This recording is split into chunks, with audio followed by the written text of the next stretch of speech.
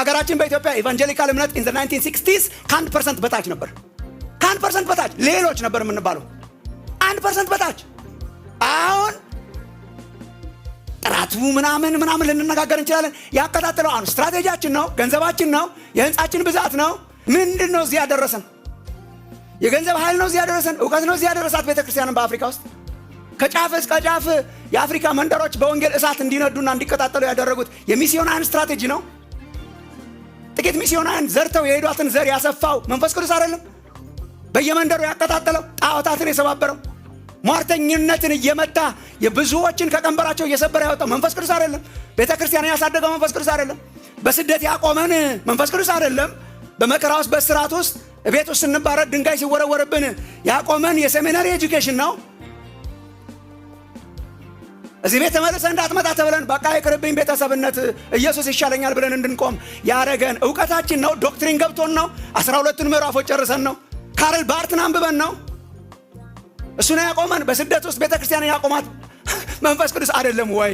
የማናስበውን አይነት የብርታት አይነት፣ ማናስበውን አይነት የጽናት አይነት፣ ማናስበውን አይነት የመከራከር ጉልበት፣ መናገር ማንችለውን ተናጋሪዎች አድርጎ ትንንሽ ልጆችን አስነስቶ ዩኒቨርሲቲ ውስጥ እዚህ ግባ የማይባሉ ወጣቶችን አስነስቶ አገሩን የለኮሰውና ያቀጣጠለው በመንፈስ ቅዱስ አይደለም? ህንፃዎች ሲዘጉ ወንጌል እንዳይዘጋ ያደረገው መንፈስ ቅዱስ አይደለም ወይ? የመንፈስ ቅዱስ ኃይል አይደለም ወይ? አሁን ስለተደራጀን ተመልሰን እንዴት እንጠይቃለን? ወንድሞች እናቶች፣ እግዚአብሔር እንዳያዝንብን በጣም ፈራለሁ። ወንድሞች እናቶች፣ ቤተክርስቲያንን ትንሿን ዘር አንስቶ እዚህ ያደረሳት የመንፈስ ቅዱስ ኃይልና ጉልበት ነው። በአፍሪካ ውስጥ በተለይ በሀገራችን የመንፈስ ቅዱስ ኃይል ነው። we testify እኛ ሕያዋን ምስክሮች ነን። living witnesses ነን።